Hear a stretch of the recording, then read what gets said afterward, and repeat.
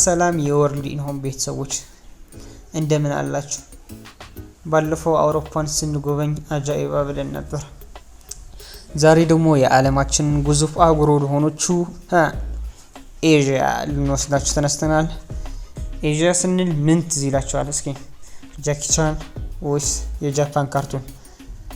ዛሬ ግን በዛ ባለፈ ታሪክን፣ ዘመናዊነትና አስገራሚ ቀልዶች ይዘንላችሁ ቀርበናል።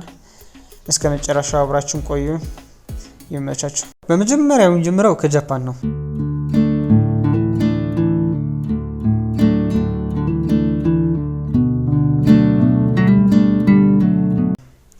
ጃፓኖች እኮ በጣም ይገርማሉ። ባቡራቸው አንድ ሰከንድ ቢዘገይ ለአገሩ ሕዝብ ይቅርታ ይጠይቃሉ። እኛ ሀገር ቢሆን ምን ሲሉ እንደሚችሉ አስቡት። ጃፓን የጥንት ሳሙራዮች አገር ናት። እነዚህ ተዋጊዎች ለክብራቸው ሲሉ እስከ ሞት ድረስ የሚታመኑ ነበሩ። ዛሬ ደግሞ ያ ታሪክ ተቀይሮ ዓለምን በቴክኖሎጂ እየመሩ ነው። ጃፓን ውስጥ ሮቦት ሆቴል አለ። አስተናጋጁ ሮቦት ነው፣ ምግብ አቅራቢው ሮቦት ነው። ብቻ ተጠንቀቁ እንጂ ቲፕ ካልሰጣችሁት ቻርጅ ሊያልቅብኝ ነው ብለው እንዳይቆሙባችሁ።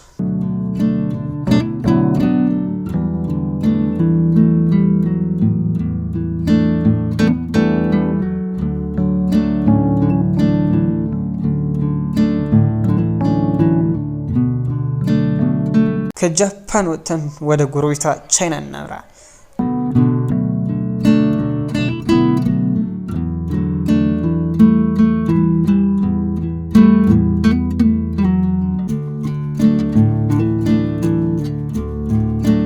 ቻይና ማለት በአይን አይቶ የማይጠገብ ታሪክ አላት።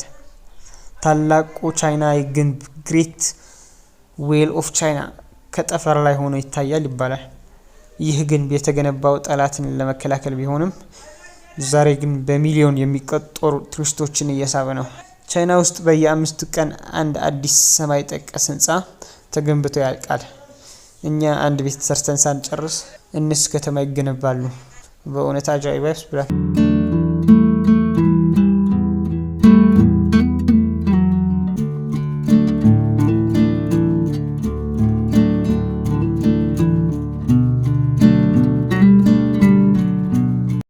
አሁን ደግሞ ወደ ታይላንድ እንውረድ።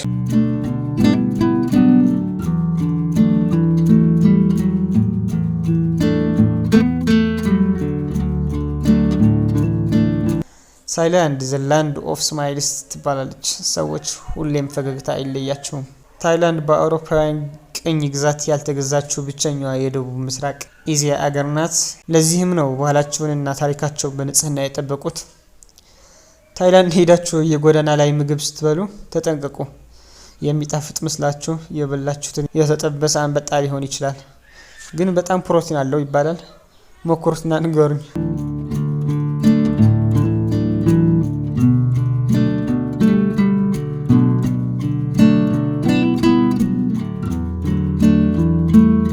ወደ ህንድ ስንመጣ ደግሞ የፊልም የቅመማ ቅመም እና የጭፈራ ዓለም ውስጥ እንገባለን።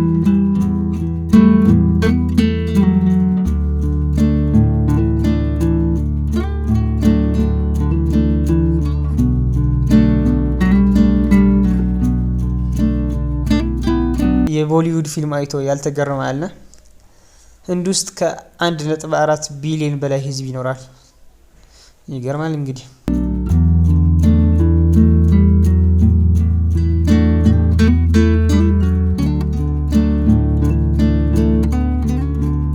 አሁን ደግሞ የምናያት ሲንጋፖር ናት።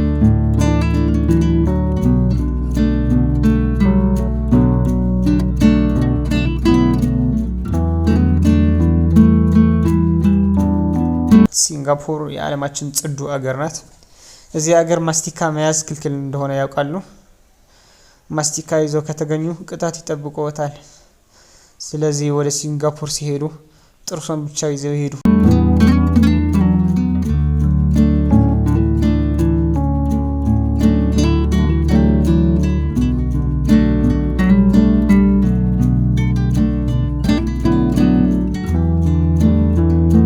እንግዲህ የዛሬው የኤዥያ ጉዟችን ይህን መስል ነበር። ኤዥያ ማለት ትልቅነት፣ ታሪክና እድገት በአንድ ላይ የታየባት ድንቅ አህጉር ናት።